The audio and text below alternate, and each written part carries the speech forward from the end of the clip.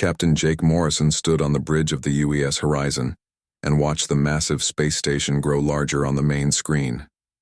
Nexus Prime was bigger than any human structure he had ever seen. The station looked like a giant crystal flower, floating in space with hundreds of docking bays and glowing lights that pulsed in strange colors. "Sir, we're getting signals from the station," said Lieutenant Ben Parker from his communication post. "They want us to dock at Bay 712. Jake nodded and turned to the woman standing beside him. Lisa Hayes wore the dark blue uniform of Earth's diplomatic corps. She had been chosen to represent humanity in this first meeting with the alien races that ruled the galaxy. Her hands were steady, but Jake could see the worry in her eyes. "Are you ready for this?" Jake asked her quietly. Lisa took a deep breath. As ready as anyone can be when meeting aliens for the first time. Behind her stood Dr. Carl Bennett, a thin man with gray hair who knew more about alien cultures than anyone else on Earth. He had spent years studying the few messages that had reached human space from the galactic powers. His job was to help Lisa avoid making any terrible mistakes. The horizon moved slowly toward the docking bay. Through the windows, Jake could see other ships from dozens of different worlds. Some looked like metal insects, others were smooth and curved like seashells. A few seemed to be made of pure energy, glowing and shifting as they moved. "Docking complete, Captain," reported the pilot. Jake turned to Lisa. "Good luck in there. Remember, we're just here to talk and learn. Don't agree to anything without thinking it through." Lisa smiled. "Don't worry. We've practiced this 100 times." The three humans walked through the airlock and into the station.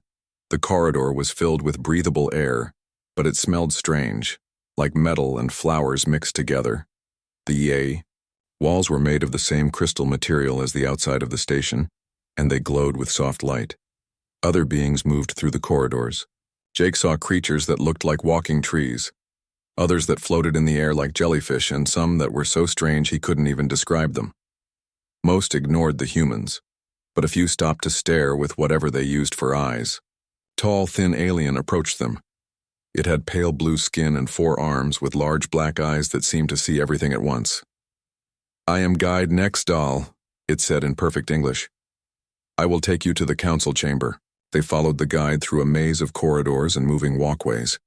The station was enormous, with levels that stretched up and down as far as they could see.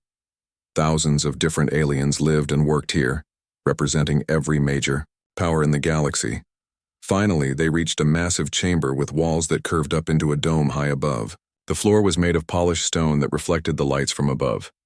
Hundreds of seats were arranged in circles with different sections for different types of aliens. "The humans may sit there," said their guide, pointing to 3 small chairs near the center of the room. As they took their seats, Jake noticed that all conversation in the chamber had stopped. Hundreds of alien eyes were focused on them. Some of the looks seemed curious, others hostile, and a few appeared almost hungry. A creature that looked like a giant lizard stood up from a raised platform at the front of the chamber. Its scales were dark green with gold markings, and it wore what might have been armor or ceremonial robes. When it spoke, its voice was deep and carried clearly through the entire chamber. "I am Ambassador Vextar of the Zelkari Empire," the lizard said. "We welcome the humans to this gathering of civilized races." Lisa stood up. "Thank you, Ambassador. I am Lisa Hayes, representing the United Earth government. We are honored to meet with the Galactic Council." Vextar's eyes narrowed slightly. "Yes, the humans. We have heard of your species. Young, aggressive, spreading quickly through space. This is why you are here today." Dr. Bennett leaned over and whispered something to Lisa. She nodded and spoke again. "We come in peace, seeking friendship and trade with all civilized races." A sound like laughter came from different parts of the chamber, but it didn't sound friendly. Vextar raised one clawed hand and the noise stopped. "Peace, yes. But first you must learn your place in the galactic order." Vextar gestured, and a holographic document appeared in the air above the chamber. "These are the newcomer protocols. Every species that joins galactic civilization must follow these rules." Lisa studied the floating text. Her face grew more serious as she read. "Dr." Bennett was also reading, and Jake could see him shaking his head slightly. The protocols require us to limit our expansion to no more than 5 new worlds per year, Lisa said carefully. And to share all our military technology with the Council for approval. Correct, said Vextar. New species must prove they can be trusted before they are given full rights. For how long? Asked Lisa. 50 standard cycles, about 60 of your Earth years. Lisa looked at Dr. Bennett, who whispered something else to her. She turned back to Vextar. These terms are very restrictive. We would like to propose some changes. The chamber erupted in shocked sounds from dozens of different alien throats. Jake had never heard anything like it. Some aliens were hissing, others were making clicking noises, and a few seemed to be humming in harmony. Vextar's scales darkened to almost black. No newcomer species has ever refused the protocols. We're not refusing, Lisa said quickly. We're asking to negotiate. There is nothing to negotiate. Vextar's voice boomed through the chamber. You will accept the protocols, or you will be considered enemies of galactic civilization. Lisa stood straighter. Then I'm afraid we cannot accept these terms. The chamber fell completely silent. Even the strange humming sound stopped. Jake felt like every alien in the room was holding its breath. Vextar stared at Lisa for a long moment. Then he began to laugh, a sound like rocks grinding together. Other aliens joined in, creating a noise that made Jake's teeth hurt. Congratulations, humans, Vextar said when the laughter finally stopped. You have just declared war on the galaxy's deadliest race. Jake felt a chill run down his spine. He looked around the chamber, expecting to see weapons being drawn or soldiers moving into position, but the aliens just kept laughing. What did he mean? Jake whispered to Dr. Bennett. The scientist looked confused. I think he means his own people, the Zelkari, but something doesn't seem right about this. Lisa was still standing, her face calm despite the chaos around them. If that is your final decision, then we have nothing more to discuss. She turned and walked toward the exit. Jake and Dr. Bennett followed her, moving as quickly as they could without running. Behind them, the alien laughter grew louder and more unpleasant. They made it back to their ship without anyone trying to stop them. As soon as they were aboard, Jake ordered immediate departure from the station. Get us out of here fast, he told his pilot. As the horizon pulled away from Nexus Prime, Jake's communication officer called out, Captain, I'm picking up signals from multiple ships. Looks like they're forming up to follow us. Jake looked at the sensor display. Dozens of alien warships were moving away from the station, all heading in the same direction as the human ship. Send an emergency message to Earth, Jake ordered. Tell them the diplomatic mission failed and we have incoming hostiles. Lisa sat down heavily in a chair. I don't understand what went wrong. We were polite. We followed all the cultural guidelines. Dr. Bennett was still thinking about Vextar's words. Something is very strange here. Why would he call his own people the deadliest race, and why did they all think it was so funny? Jake didn't have time to think about alien jokes. His ship was fast, but not fast enough to outrun everything that was following them. Soon the entire galaxy would know that humanity had rejected the newcomer protocols. He just hoped Earth was ready for what was coming next. President Helen Carter sat at the head of the long table in the White House Situation Room. The emergency meeting had been called within hours of receiving Captain Morrison's message from deep space. Around the table sat the most important people in Earth's government and military. Let me make sure I understand this correctly, President Carter said, looking at the report in her hands. Our diplomatic team went to meet with alien civilizations, and somehow we ended up at war with all of them? Defense Secretary Paul Wright nodded grimly. That's what it looks like, Madam President. The message from Captain Morrison was clear. Multiple alien warships are heading toward our space. Fleet Admiral Susan Torres spoke up from her seat at the far end of the table. Our deep space sensors have confirmed at least 40 alien vessels moving in our direction. They'll reach our outer colonies in about 6 days. President Carter rubbed her temples.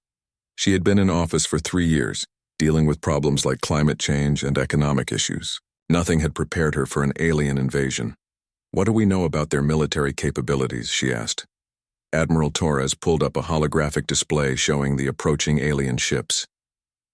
Very little. We've never fought aliens before. We have to assume their technology is more advanced than ours. How much more advanced? Asked Wright. Unknown. Could be decades ahead of us, could be centuries. We're preparing for the worst-case scenario. President Carter looked around the table at the worried faces of her advisors. What are our options? We can try to negotiate, said Secretary of State Karen Mills. Maybe there's still a chance to fix this diplomatic mess.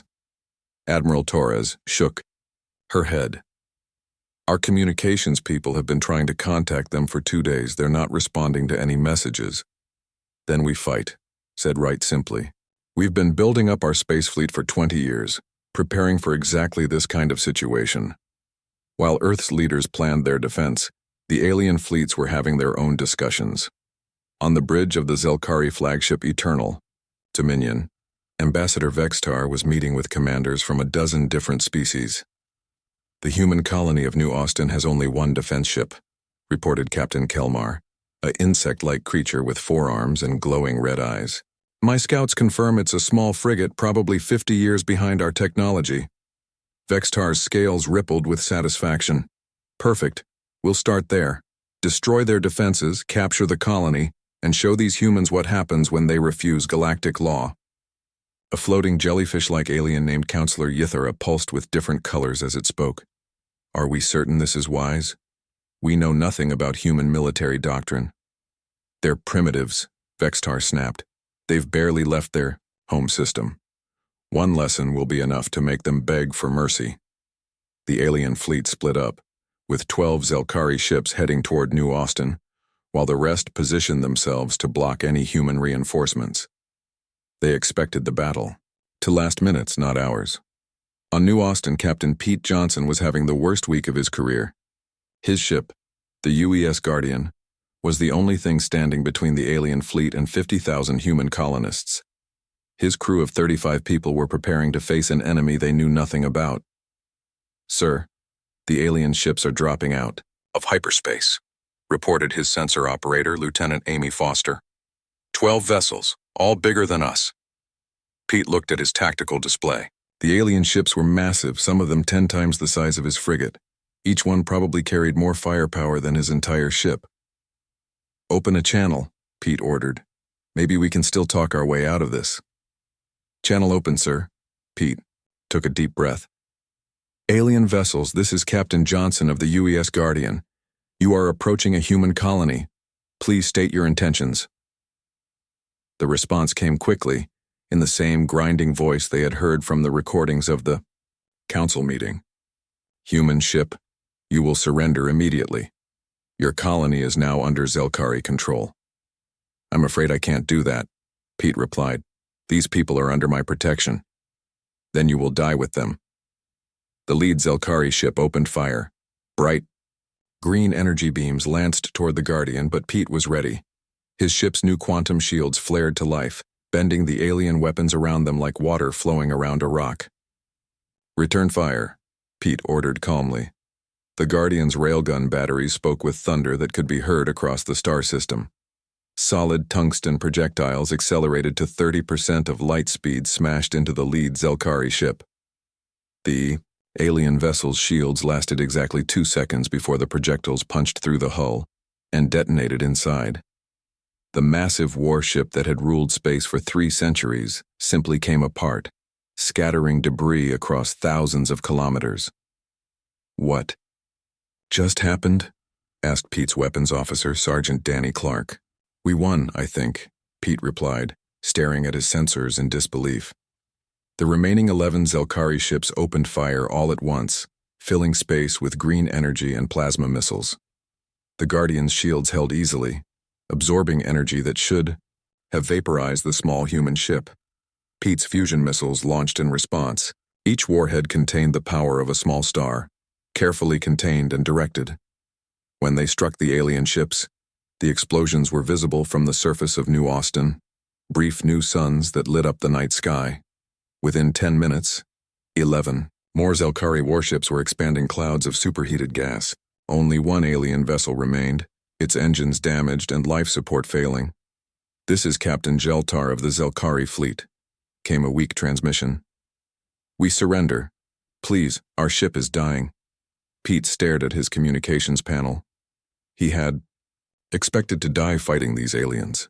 Instead, he had destroyed their entire attack force without taking a single hit. "Amy, are you recording all of this?" he asked his sensor operator. "Yes, sir, every second." "Good. Send everything to Fleet Command. They need to know what just happened here." Lieutenant Foster was already studying the sensor readings from the battle. The alien ships had been using energy weapons that were actually less powerful than human defensive systems. Their armor was thick but primitive compared to human composite materials. Most shocking of all, none of them had shields that could stop solid projectiles. "Sir," she said quietly, "I think we might have this backwards." "What do you mean?" "I mean, maybe we're not the ones who should be worried." The surviving Zelkari ship limped away from New Austin, its captain sending desperate messages back to the alien fleet. The words that came through the communication channels sent shockwaves through every alien species in the galaxy. "The humans have weapons that tear apart reality itself. Their shields bend our strongest attacks like they were nothing. We had 12 ships. Now we have one. Send every fleet we have, or we're all going to die." Back on Earth, Admiral Torres was reviewing the battle reports from New Austin when her communication officer burst into her office. "Admiral, you need to see this," the young officer said, his face pale. "We're intercepting alien communications, and they're all saying the same thing." Torres looked at the translated messages scrolling across her screen. Words like impossible weapons and reality-bending shields appeared over and over. Most disturbing were the casualty reports. The aliens were talking about losing entire fleets to single human ships. "Get me President Carter," Torres said quietly. "And get me Captain Johnson on the line. I think we need to hear his side of this story." As the Admiral made her calls, alien civilizations across the galaxy were having emergency meetings. The joke about humans declaring war on the deadliest race wasn't funny anymore. They were beginning to realize that Vextar might have been right, just not in the way anyone expected. The humans weren't the ones who should be afraid. They were the ones everyone else should fear. The news of what happened at New Austin spread through alien space faster than their fastest ships. Within 3 days, every major species in the galaxy knew that 12 Zelkari warships had been destroyed by a single human vessel. Most didn't believe it at first. Admiral Susan Torres stood in the command center of Luna Base watching the tactical displays that showed alien fleets gathering near the Kepler system. Intelligence reports said over 300 ships from 20 different species were massing there, all with the same goal: destroy humanity before it could spread further.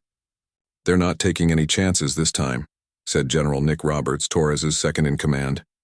"Every major military power is sending their best ships." Torres nodded as she studied the enemy formations.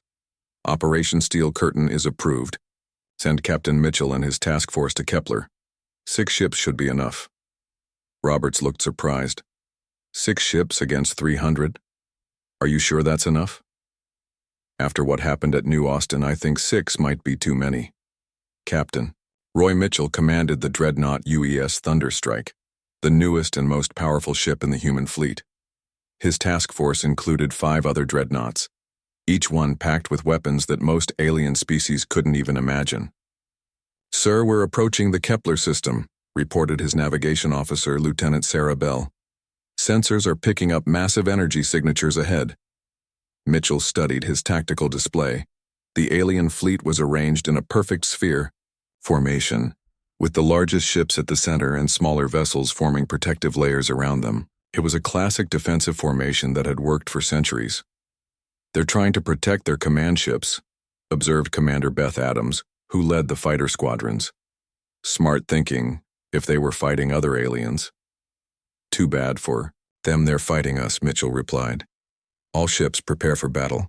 Remember, we want some survivors to carry the message back home." The alien fleet detected the approaching human ships when they were still an hour away. On the bridge of the Hive Cluster mothership primary node, Queen Vashati was coordinating the defense with commanders from dozens of species. "Only 6 ships?" asked Admiral Kethvar of the Luminian Empire, his energy body flickering with confusion. Are the humans insane? Perhaps it's a trick, suggested General Mordak of the Stone Fleet. Maybe they have more ships hiding nearby. Queenie. Vashti's compound eyes studied the sensor readings carefully. No other ships detected. Either this is the most elaborate trap in galactic history, or the humans are about to make a terrible mistake. The human task force entered the Kepler system at half-light speed, their quantum engines leaving trails of bent space behind them.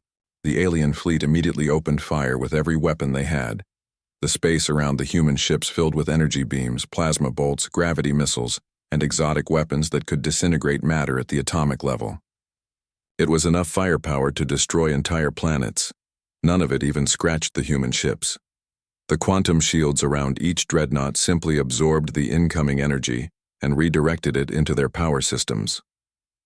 The more the aliens shot at them, the stronger the human ships became. Their shields are impossible, whispered Admiral Kethvar, as his most powerful weapons failed to even slow the human advance. Captain Mitchell waited until his ships were in perfect position before giving the order to return fire. All ships engage at will. Try to leave a few alive to tell the story. The UES Thunderstrike's main weapon was a gravity cannon that could create artificial black holes. When Mitchell fired it into the center of the alien formation, 20 ships simply vanished as space folded in on itself.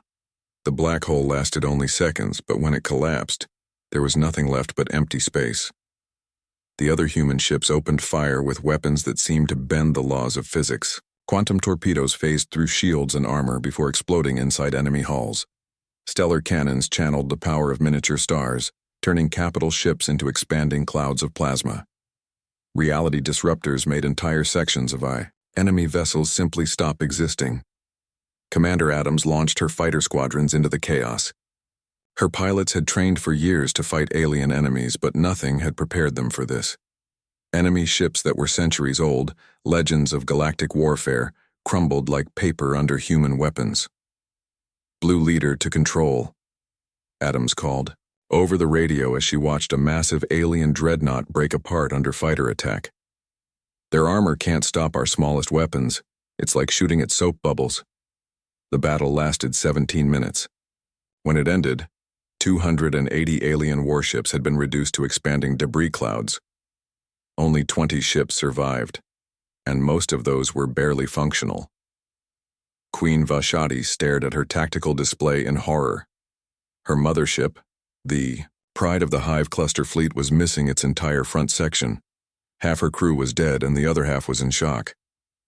"This is impossible," she whispered. "No species is this powerful. It breaks every law of galactic warfare." On the bridge of the Luminian flagship Aurora of Stars, Admiral Kethvar was trying to process what he had just witnessed. His people had ruled space for 5,000 years. They had seen the rise and fall of dozens of galactic empires. Nothing in their history compared to what the humans had just done. "Send a message to all surviving ships," he ordered with a voice that flickered like a dying flame. "Full retreat. Anyone who can still move, get out of here now." "What about the humans?" asked his tactical officer. Kethvar looked at the human ships, which hadn't even been damaged in the battle. "Pray they let us leave." The surviving alien ships limped away from Kepler as fast as their damaged engines could carry them. Behind them, the human task force held position, making no attempt to pursue or finish them off. Captain Mitchell watched the retreating aliens on his main screen. "Let them go. They've learned what they came here to learn."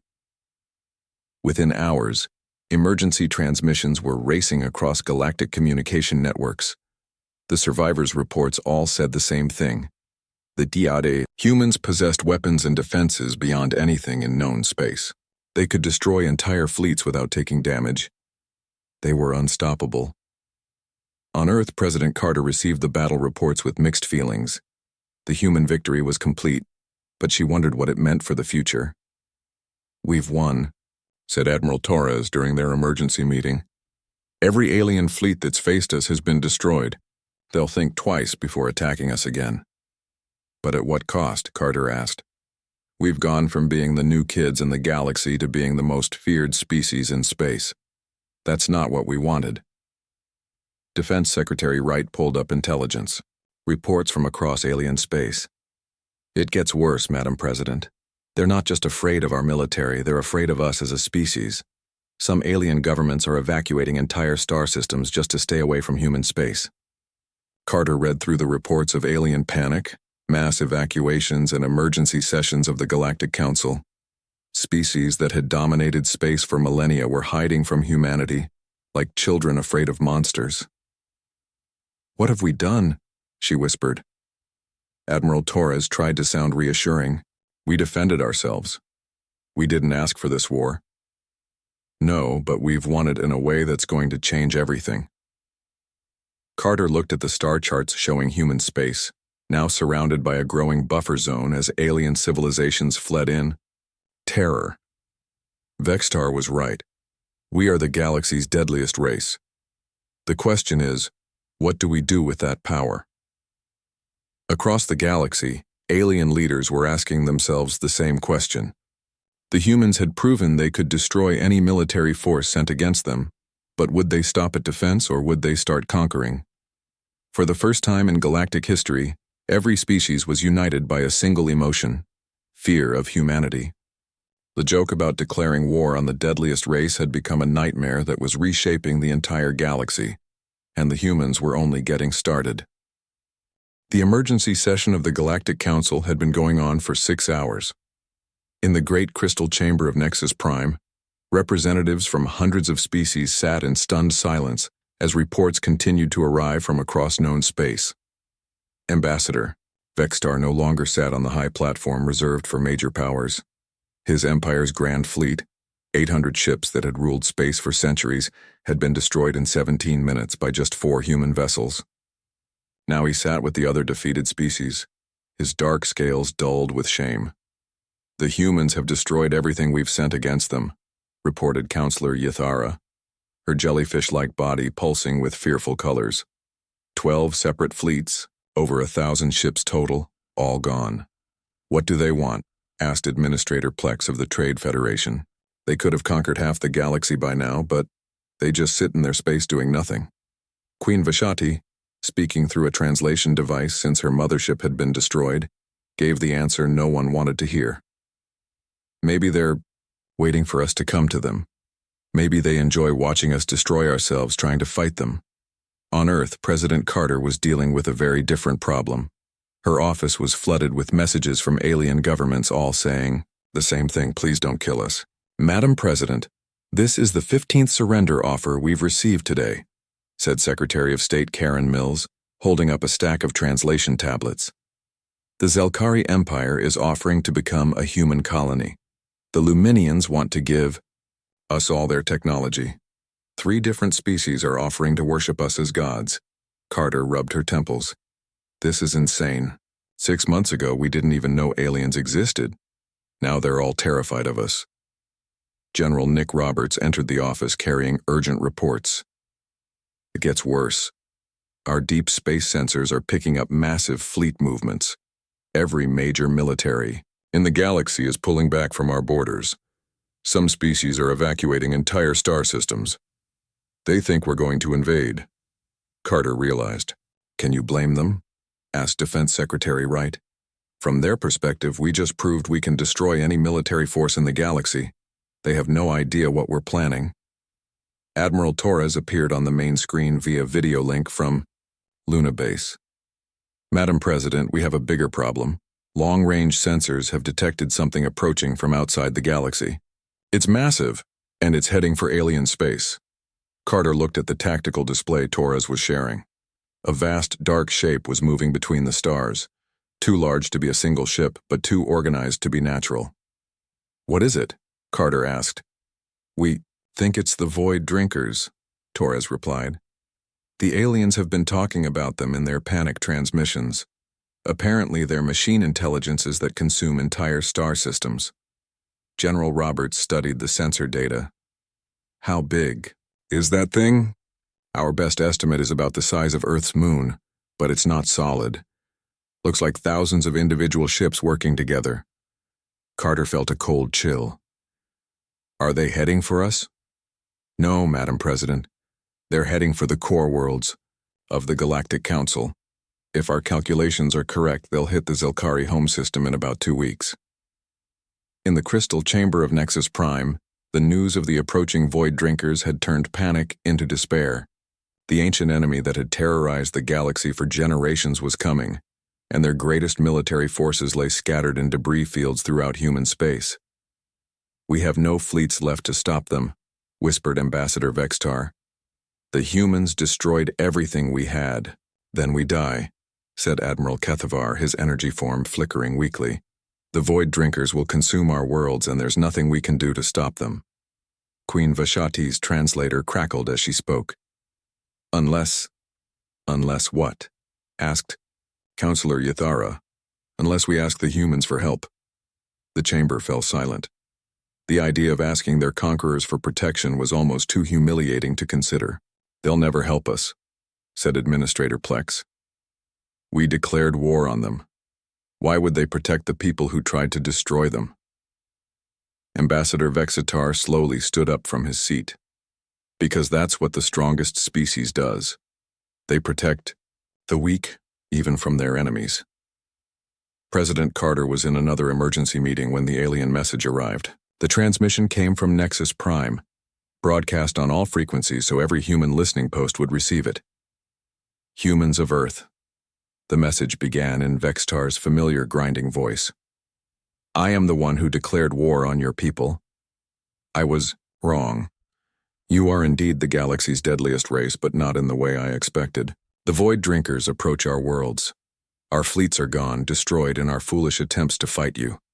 We have no defense against the ancient enemy. We ask not for mercy, but for the protection that the strong owe to the weak. We know we have no right to ask this, but billions of innocent lives hang in the balance. Carter looked around the situation room at her advisors. Opinions? It could be a trap, said General Roberts. The moment we spread our forces out to protect their worlds, they might attack our colonies. With what ships? Asked Admiral Torres. We've destroyed their entire military. They couldn't threaten a space station right now, let alone our colonies. Secretary Wright pulled up intelligence reports. Our analysts say the Void Drinkers are real. They've been attacking galactic civilizations for thousands of years. If they're as dangerous as the aliens claim, they could eventually threaten us, too. So we help them to help ourselves, Carter mused. Or we help them because it's the right thing to do, said Secretary Mills quietly. Carter thought about Vextar's words. The strong protecting the weak. 6 months ago, humanity had been the weak ones, rejected and dismissed by galactic civilization. Now they were being asked to protect the same people who had declared war on them. Admiral Torres, how many ships can we deploy to alien space? We have 12 battleships ready for immediate deployment, plus support vessels. That should be enough to handle this Void Drinker fleet. Do it, Carter ordered. Send our ships to protect the alien worlds. All of them? Torres asked. All of them. Even the Zelkari homeworld. Captain Jake Morrison, now commanding the massive battleship UES Retribution, received his orders 3 hours later. He was to take his ship and 5 others to the Zelkari system and defend it against the approaching Void Drinkers. This is ironic, commented his first officer, Commander Lisa Park. 6 months ago they wanted to destroy us. Now we're risking our lives to save them. Morrison studied the tactical data on the Void Drinkers. Their ships were unlike anything in the galaxy, powered by technologies that shouldn't exist.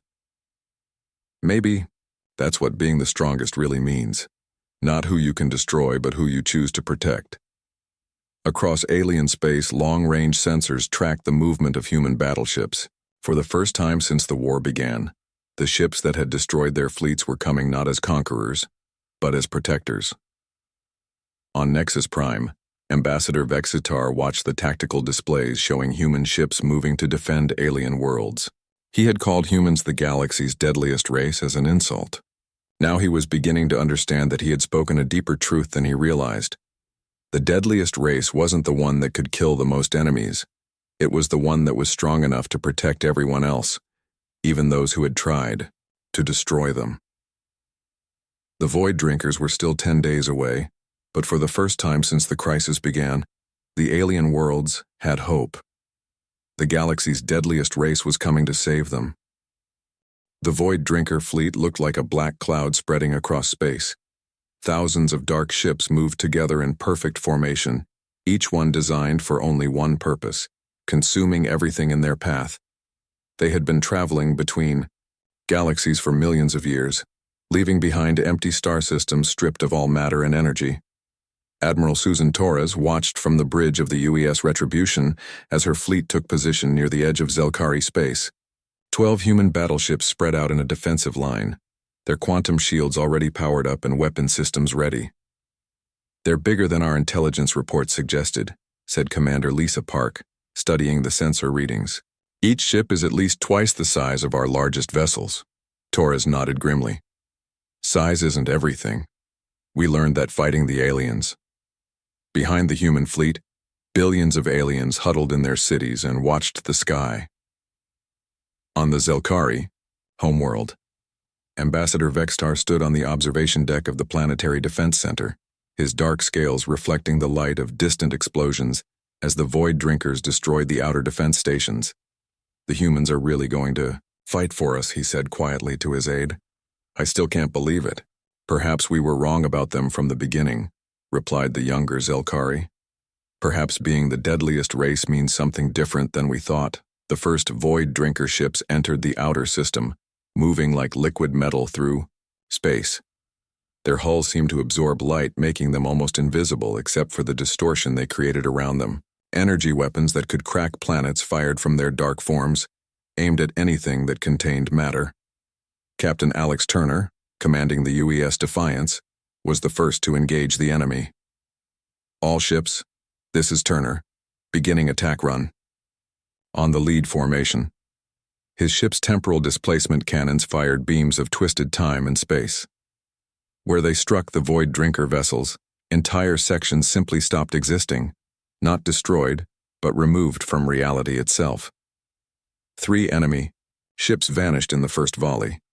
The Void Drinkers responded with weapons that shouldn't have been possible. Reality warping beams tried to unravel the atomic structure of human ships. Gravity weapons attempted to collapse the battleships into black holes. Self-replicating combat units launched toward the human fleet, designed to consume metal and turn it into more copies of themselves. None of it worked against human defenses.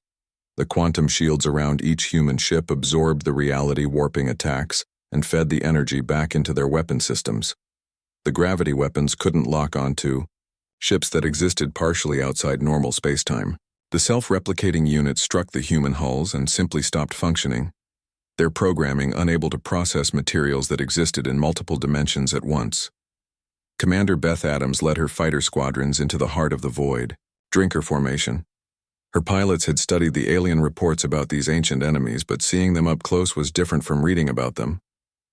"Blue Leader to all wings," she called over the radio. "Their ships are controlled by machine intelligence. Look for the command nodes, the glowing sections near the center of each vessel." Her fighters dove through clouds of enemy fire, their small size making them almost impossible for the massive Void Drinker ships to target.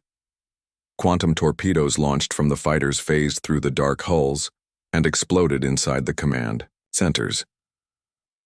Captain Morrison coordinated the battle from his position in the center of the human formation.